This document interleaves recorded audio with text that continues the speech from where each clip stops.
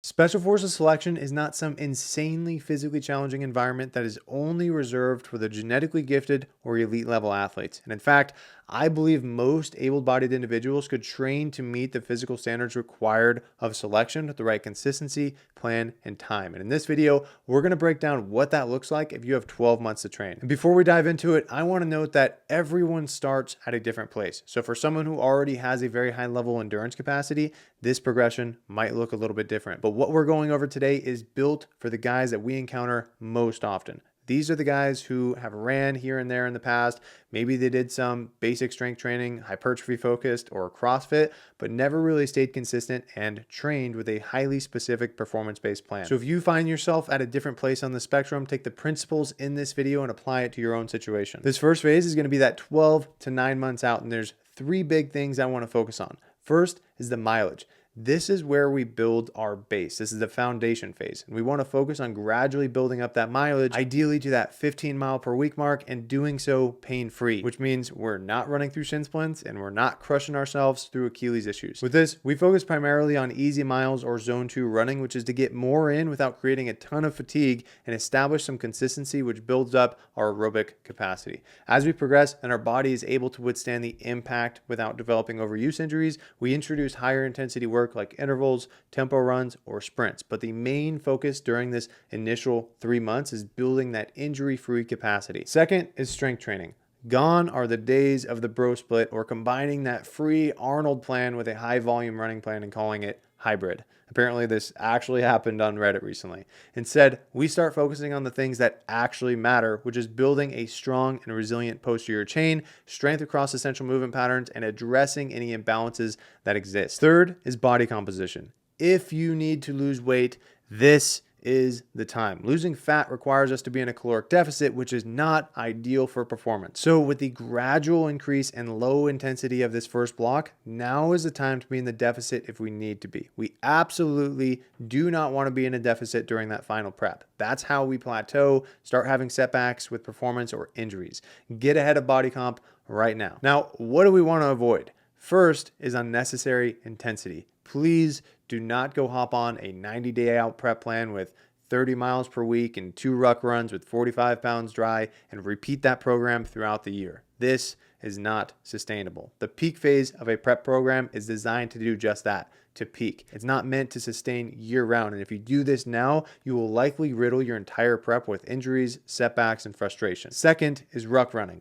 Yes, I know we're going to have to run with the ruck when we get to selection, but there should be a progression to it, especially if you are someone who is new to rucking or hasn't done it in a while. The focus is on getting running mileage up. With that, we do like to include a walking only ruck every other week at this point to start building that conditioning, both muscular and foot conditioning, and gradually increase that throughout the phases. Now, the next block is that 9 to 6 months out, and this is when we really start to focus on speed. Over the last few months, you have been building up that mileage, and by now you should be able to run about 15 miles per week, pain-free, depending on your starting point. Now, we can have a bigger emphasis on that anaerobic conditioning and driving down those run times. This means in addition to sustaining our zone 2 work, we start driving up the distances of those intervals. So things like 400, 800, 1 mile repeats, and have a bigger emphasis on our lactate threshold, which is just nerd talk for being able to perform at those higher intensities. We focus on this now because we do not want to go into our peak phase still chasing run times. We want to be able to have a big emphasis on rucking and moving under a load. So if we get ahead of it now, we'll be set up well down the road. With our strength training, we continue our full body progression, but start to emphasize carries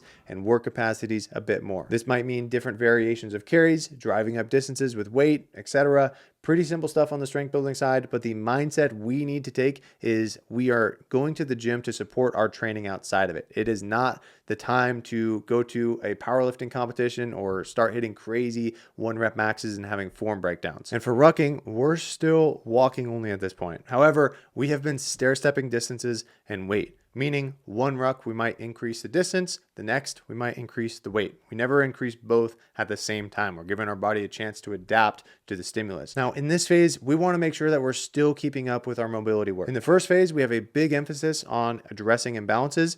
And for most guys, this means hip imbalances, lower back pain, hip flexor issues, overcoming nagging injuries, etc. And when we start this type of work, we usually see things improve and we start to feel a lot better. Then we stop doing it. Do not stop doing the things that helped you feel better now just because you feel better. Keep doing it. Now, this brings us to 6 to 3 months out, which is the point we really start feeling the pressure of that upcoming date. And at this point, our 2-mile time should be pretty dialed in. If not, we continue pushing it down. But this is when we want to start introducing things like kit runs, trail runs, brick runs, and continue building the endurance, but also the fatigue resistance and recoverability. For rucking, we start increasing the frequency and the intensity of the rucks. We might include some timed rucks, pre-fatigued rucks, and we want to start getting exposure to those longer distances and the weight we will be using at selection. We're not in an all-out peak mode yet, but we are ramping things up gradually as our body becomes adapted to it. For strength training, we include a lot more work capacity. This can include circuit work where we improve our ability to push through fatigue and build the wheels necessary to carry us through.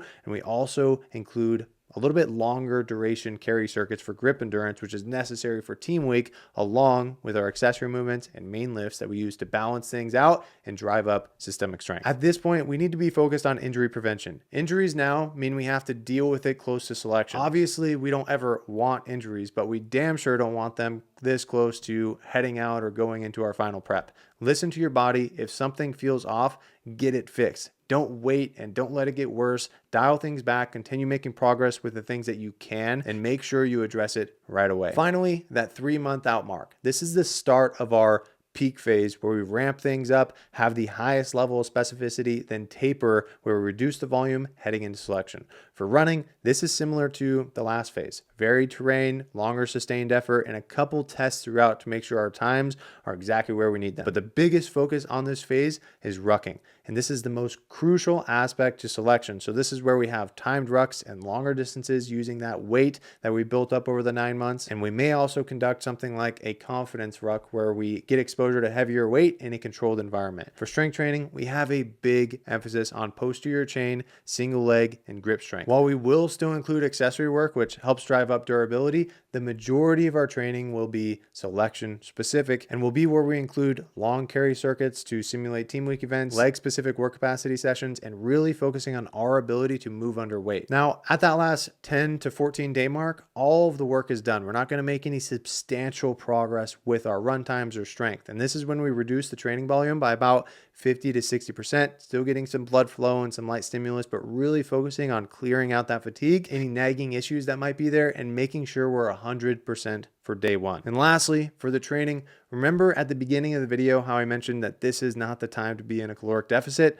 Well, this is not the time to be in a caloric deficit. We should be fueling for performance at this point, which means eating at our TDEE or total daily energy expenditure and making sure we get enough of what we need on a daily basis to support the training and the recoverability. This is crucial for both energy production, recovery, and injury prevention. And finally, some additional things that we want to focus on during this phase is skill development. During this time, we also want to make sure that we are mastering the skills that will help us be successful at selection. If able, attend a land nav course like Task Force Voodoo's land nav muster out at Hoffman Training Area, which is the exact area you'll do the STAR course, or link up with a local orienteering group. This experience can help a ton.